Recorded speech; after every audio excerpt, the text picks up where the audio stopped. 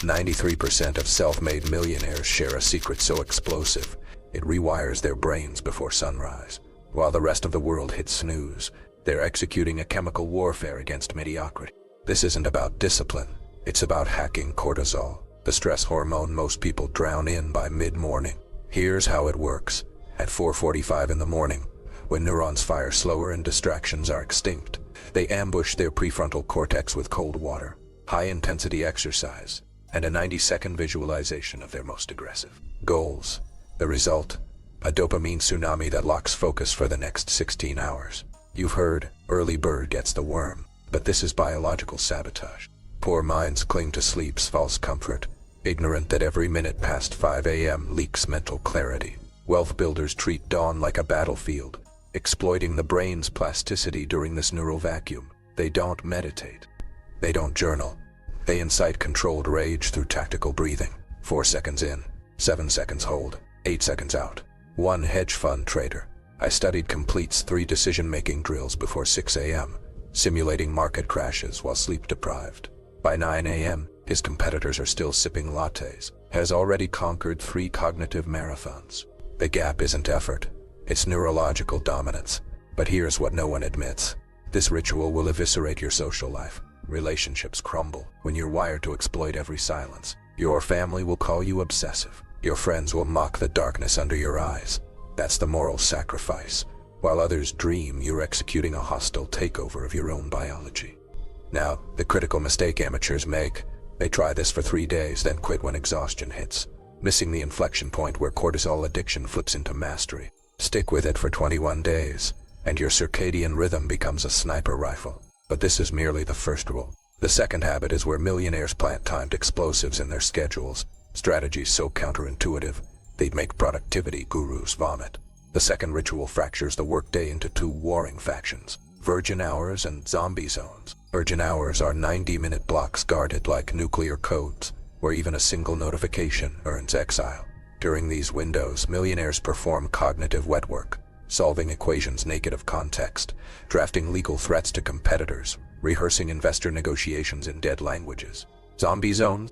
That's where they deploy decoy productivity, answering emails with pre-written templates, attending meetings as silent observers, delegating tasks through coded voice memos. The magic isn't in effort allocation, it's in the neurological lie.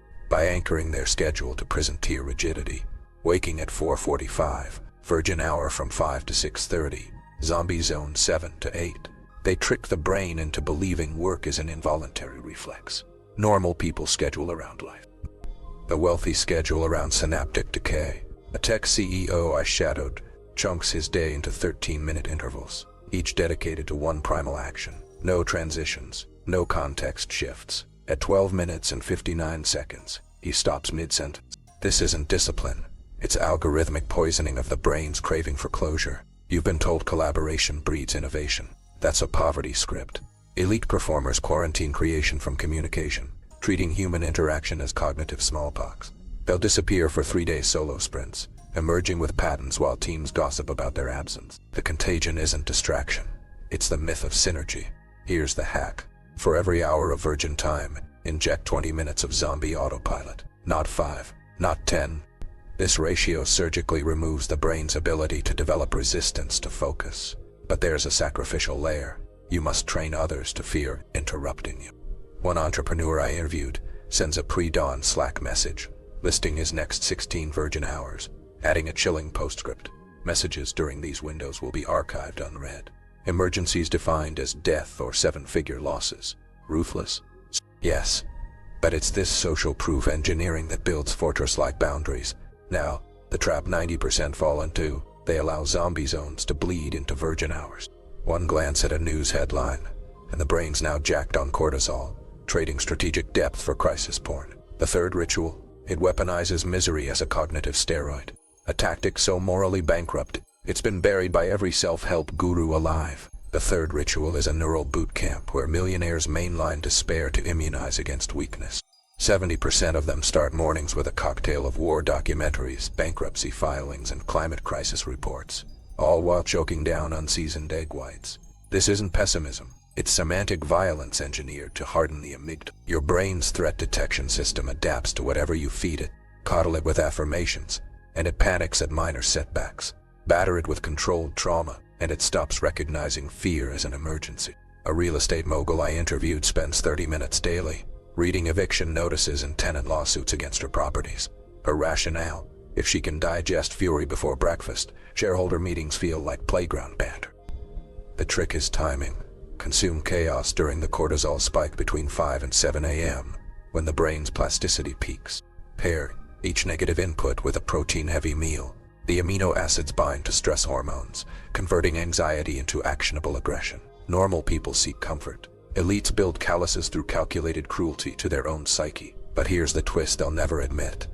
This ritual erodes empathy. You'll stop flinching at human suffering, including your own. Family crises become data points. Friends' failures transform into case studies. It's generational trauma repurposed as a cognitive tool. One hedge fund manager watches footage of animal shelters euthanizing dogs while practicing merger negotiations. His logic? If he can maintain vocal calm while witnessing death, no boardroom ambush can shake him. The critical detail 99% miss. They overdose on generic bad news. Millionaires curate specific horrors that mirror their business risks. A crypto founder studies exit scams. A surgeon watches malpractice lawsuits. Targeted terror, not random gloom. But even this pales against the fourth ritual, where they hack the very platforms draining your willpower. Strategies so manipulative, Silicon Valley's engineers would sue if they knew. The fourth ritual is cognitive warfare against the algorithms enslaving humanity. Every morning, millionaires spend 3 minutes deliberately poisoning their social media feeds, liking posts about Antarctic basket weaving, following accounts promoting swamp real estate, commenting with nonsensical emoji chain. This isn't random chaos. It's algorithm sabotage, calculated move to cripple dopamine-driven content loops.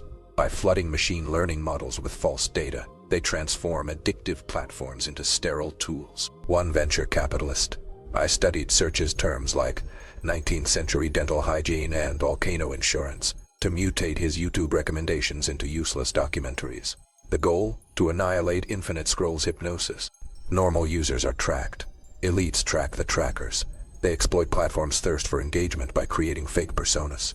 Burner accounts that binge-watch productivity content while their main profiles stalk competitors' weaknesses. This proof engineering creates a hall of mirrors where algorithms can lock onto their true desires. But the real power move is engagement asymmetry.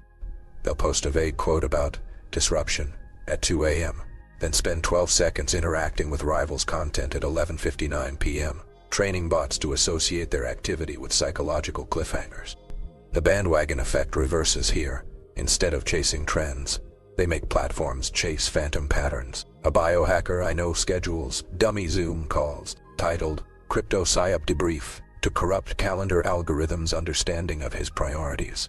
The trick is consistency. 5 days of poisoning for every 2 days of genuine use. Within 6 weeks, your Explore page becomes a meaningless void. But there's a sacrificial cost. You'll lose the viral highs of likes and shares. Friends will mock your barren feed. This is moral sacrifice too, trading social validation for neurological sovereignty. The ultra-wealthy don't quit social media. They weaponize its infrastructure while neutering its soul. One CEO uses Instagram shopping feature to test pricing psychology on fake products, gathering intel without spending a dime. Another hires freelancers to spam his feeds with foreign language spam, forcing algorithms to prioritize translation over manipulation. The final step is the midnight scorch, deleting all cookies and search history at 11 p.m., resetting the tracking cycle daily. After 45 days, you regain something the poor forfeit forever: attention. But these 4 rituals are mere primers. The 6th habit is so ethically radioactive, it's transmitted only through encrypted channels. A psychological kill switch that erases your ability to tolerate average outcomes.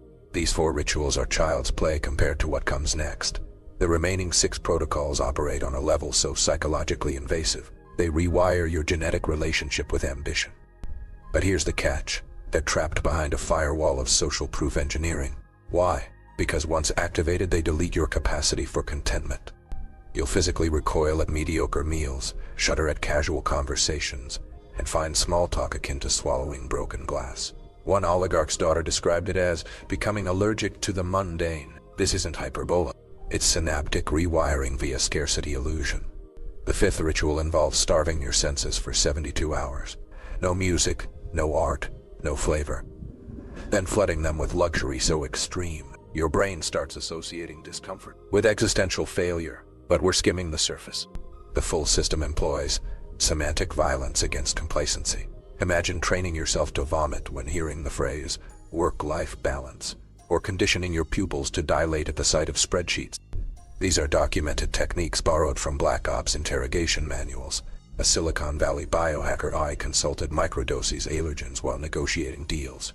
His body learns to correlate business wins with reduced physical suffering. The sixth ritual weaponizes generational trauma, forcing you to monetize childhood humiliations. One billionaire streams audio of his father's abuse during investor pitches, channeling shame into ruthless negotiation tactics. The seventh habit is a syntactic terror attack on language itself, erasing weak words like hope or try from your vocabulary through electric wristband zaps. But the crown jewel, Ritual 10, the hypermortality drill. You spend one night annually in a sensory deprivation tank, convinced you've died penniless. The brain's survival wiring fuses with financial ambition, making loss aversion obsolete. They're inherited through bloodline tier mentorship, a digital mafia where entry requires burning your old identity. Will you implement them? Unlikely. Most lack the moral flexibility to abandon their humanity. But for those who dare, the transformation is terminal. The catch: you'll need to decode the final 6 rituals before this video gets memory hold. Turn on notifications, and pray your Wi-Fi survives the purge. The next upload self-destructs in 48 hours. Choose permanent exile to the 99%, or initiation into the cognitive 1%. Only winners and waking dead